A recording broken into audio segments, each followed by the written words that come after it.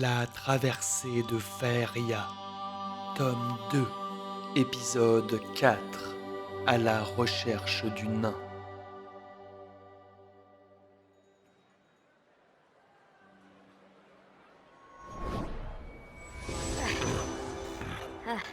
Enfin. Investis de leur nouvelle mission, nous retrouvons nos aventuriers devant les portes du château d'Encor.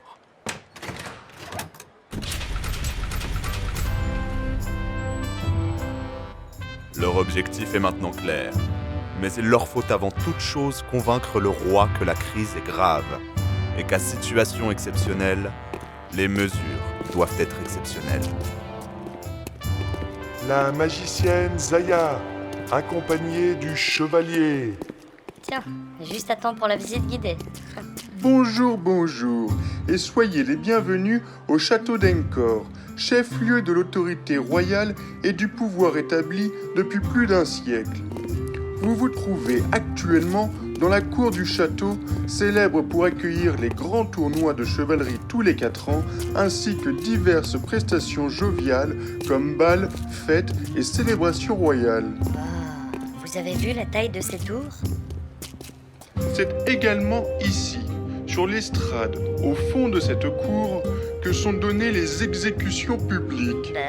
Un bien beau spectacle. Oh, ça gâche tout. Mais afin de mieux comprendre comment s'est construit cet édifice qui fut jadis de l'autre côté de la rivière rêveuse, remontons 100 ans en arrière et intéressons-nous à... Cher de Barnet, si tu laissais nos hôtes profiter avec leurs yeux plutôt qu'avec leurs oreilles. Comme vous le souhaitez, monseigneur.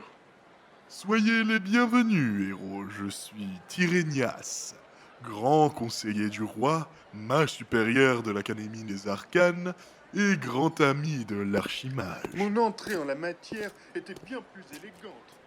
En ces temps troublés, il est réconfortant de voir que de nobles héros s'engagent à nos côtés. 3 garnisons supplémentaires ont été envoyées aux portes est d'Orneval pour tenter d'amoindrir la progression des réfugiés elfes qui s'amassent par centaines à nos frontières, de plus en plus nombreux chaque jour. Il me semble savoir que vous êtes venus chercher les conseils sages et avisés de notre bon roi Argot. Malheureusement, pour ne rien arranger, cela fait quelques semaines que ce dernier souffre d'un mal inconnu que même les meilleurs médecins du royaume ne savent guérir. Je vous demanderai de bien vouloir garder par devers vous cette information d'importance, car même l'archimage n'en a pas été informé. Il ne nous reste qu'un maigre espoir d'éviter le pire. Veuillez me suivre. Nous serons plus à l'aise pour discuter à l'intérieur. Sa Majesté ne peut certes pas vous recevoir, cependant nous ne perdons pas pour autant le sens des convenances. Avec plaisir. Nous avons une longue histoire à vous raconter. Ah, vous avez fait tomber ceci, chevalier. Mais attendez, vous avez le journal de Dargos? Où avez-vous trouvé cela? Mais de quoi parlez-vous? Ah, le livre que Céribas vous a donné au camp bandit. Vous ne connaissez pas la valeur de ce journal? Ah, j'aurais donc moi aussi une histoire à vous raconter. Venez et suivez-moi.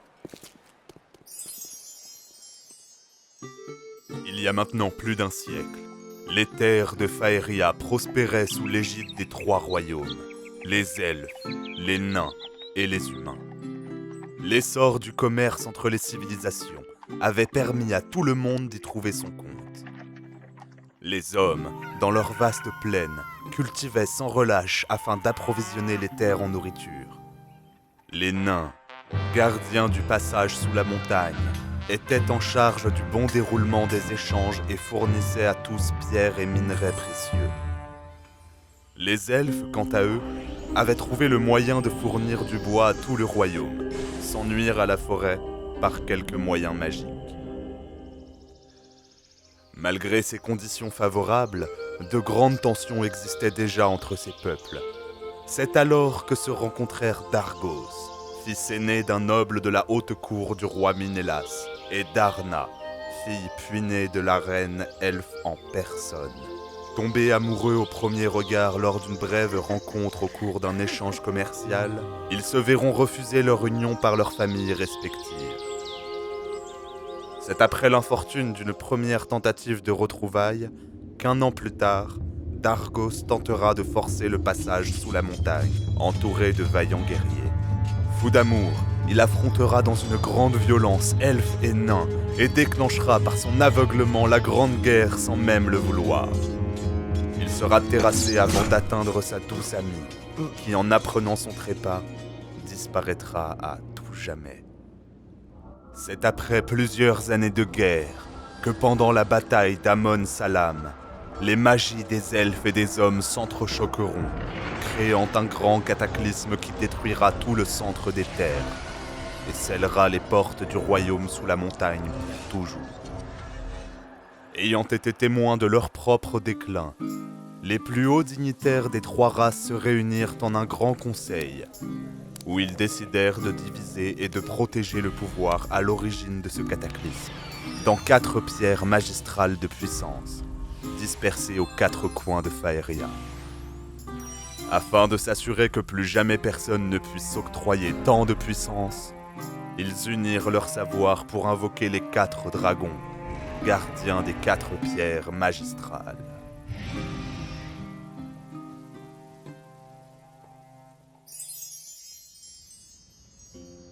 Et vous avez donc trouvé le journal de cet homme? Cela pourrait répondre à nombre de questions encore existantes sur les origines de la Grande Guerre. Ah, j'en suis bouche bée. J'en ai presque oublié la tour des mages pendant un instant. Gardez-le précieusement, c'est une relique rare et précieuse. Mais revenons à nos affaires pour le moment. J'ai bien compris votre requête. Sachez que dans son infinie sagesse, le roi m'a nommé régent du royaume, jusqu'à ce que son état s'améliore. Cette mission est de toute première importance. J'espère que vous saurez vite retrouver ce nain. Sans cela, le royaume sera anéanti d'ici peu de lune.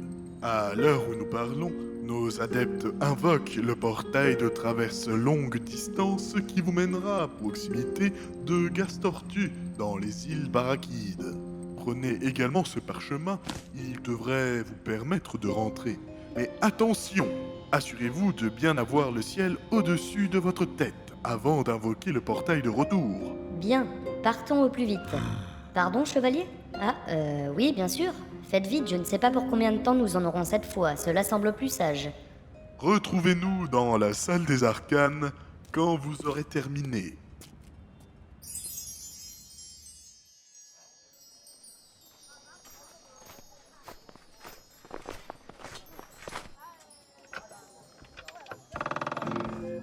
Parfaitement à l'heure pour dîner.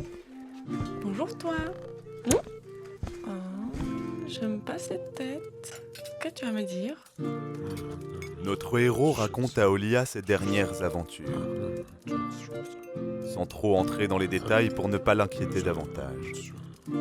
Gardien de Faeria? Eh bien, on pourra peut-être changer de maison après ça. J'ai vu une très jolie villa dans la haute ville qui... Je rigole. Je devais marcher. Écoute, je sais que tu vas prendre des risques, mais je ne peux pas t'enfermer à la maison. Quoique, en réfléchissant bien, je te demande juste de faire très attention. Et reviens-moi vite. C'est d'accord?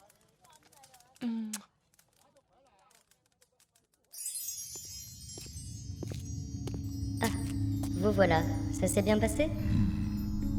Oui, bon, peu importe. Allez, en route. Tenez, prenez cette bourse remplie d'or. Si les nains sont toujours à la hauteur de leur réputation, cela devrait vous permettre de le convaincre plus facilement de nous aider. Nous ferons de notre mieux, soyez-en sûrs. Revenez au plus vite. Astaroth, Tirith, Amar.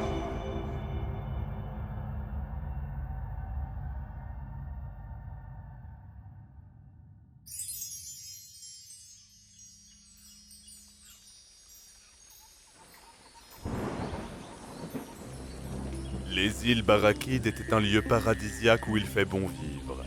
Un soleil accablant chauffait ses habitants toute l'année. Et 2 fois par an, Des saisons de pluie permettaient à la faune et à la flore locale de se développer en une jungle luxuriante. Cette fois pourtant, la tempête qui grondait au-dessus des îles n'avait rien de naturel. Ah, décidément, tous ces transports commencent à me donner la migraine. Bon, nous y voilà.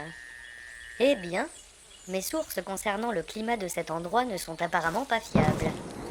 Venez, je vois de la lumière au loin. Ce doit être la ville de Gastortu. Avançons.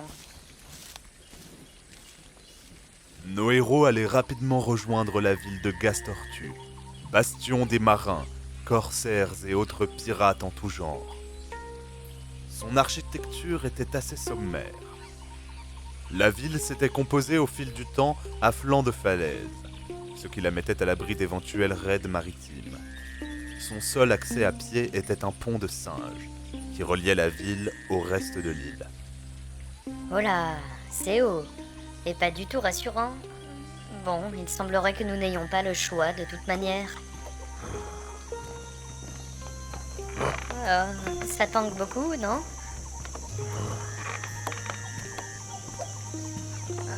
Ah, j'ai failli tomber.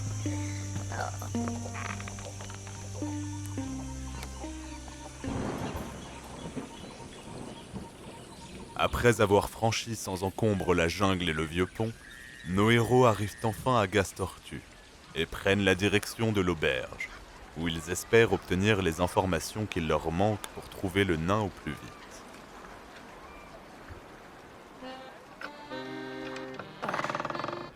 Quelle pluie.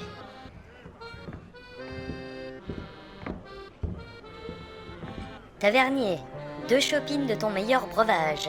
Tiens, une elfe et un humain qui voyagent ensemble, on aura tout vu. Pas commun, ça. Qu'est-ce que vous êtes venu faire dans le coin? Auriez-vous entendu parler d'un nain? Selon nos sources, il aurait été aperçu dans les environs il y a quelque temps. Oh là, mademoiselle, vous êtes bien cavalière. Posez des questions comme ça d'entrée de jeu. Vous avez pas froid aux yeux, vous? Disons que nous n'avons pas de temps à perdre. Notre mission est de toute première importance. Et qu'est-ce que vous lui voulez à ce nain? On peut savoir? Non, malheureusement, nous ne pouvons rien dire. Sachez cependant que nous ne lui voulons aucun mal. Nous sommes venus ici pour négocier. Oh, mazette, ça fait un paquet, ça. Psst. Écoutez, je peux rien vous dire là maintenant. Je suis en plein service et je peux rien vous promettre non plus. Mais revenez ce soir après minuit et je verrai ce que je peux faire pour vous. Nous sommes extrêmement pressés. J'espère que vous ne nous ferez pas perdre notre temps. À vous de voir, mademoiselle. De toute façon, qu'est-ce que j'y gagne, moi?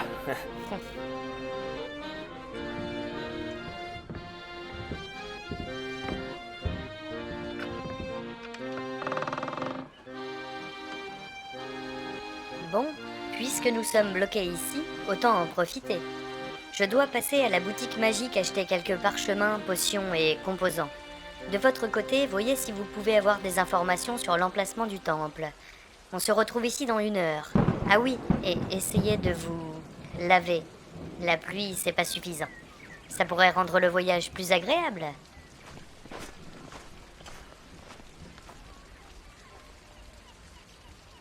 Notre héros arpente donc les rues et les commerces de Gastortu, en espérant trouver quelques pistes. Au bout d'un certain temps, un vieux marin lui indique que le temple de l'eau, au nord de l'île, pourrait être l'endroit qu'il cherche. J'ai des informations. Il lui précise qu'une troupe de guerre venant de berceau de la vie avait établi son campement à proximité de la côte depuis déjà quelque temps. Prenez garde. À ces mots, le chevalier remercie l'ancien et se hâte de rebrousser chemin pour annoncer à la magicienne la sinistre nouvelle. Eh bien, si les choses allaient pour le mieux, ce ne serait pas normal. Bon, commençons par le début et retrouvons ce nain. Il est sûr que la présence d'elfes à proximité n'arrange pas les choses. Mais il est déjà tard. Venez, nous patienterons à la taverne. À la nuit tombée, nos 2 protagonistes rejoignent la taverne. Après quelques heures d'attente, l'endroit est maintenant presque vide. Seuls restent quelques marins, bien avinés, ainsi que quelques hommes étranges vêtus de noir. L'odeur de tabac froid et d'alcool frelaté finit d'achever la patience de Zaya, qui se lève d'un bond en direction du tavernier. Il y en a marre.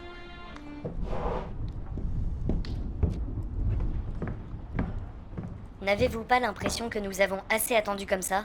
Allez-vous enfin nous dire ce que nous voulons savoir? Ou avez-vous encore trop de clients? Pour sûr, mademoiselle. Laissez-moi encore un instant.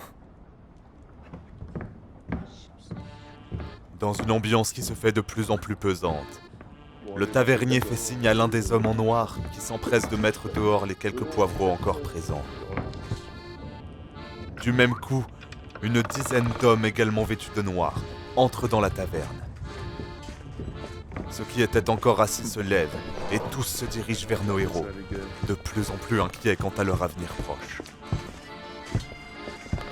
Bon, alors voilà comment ça va se passer. Vous allez tranquillement déposer vos armes et effets personnels sur le comptoir et vous allez décarrer d'ici pendant que vous avez encore vos 2 jambes. Alors là, tu peux aller te gratter. À ces mots, les hommes laissent tomber capes et capuches, faisant apparaître leur impressionnant arsenal. Armés de haches, de masses et d'épées, ils resserrent lentement leurs pièges, ne laissant aucune échappatoire à nos 2 héros.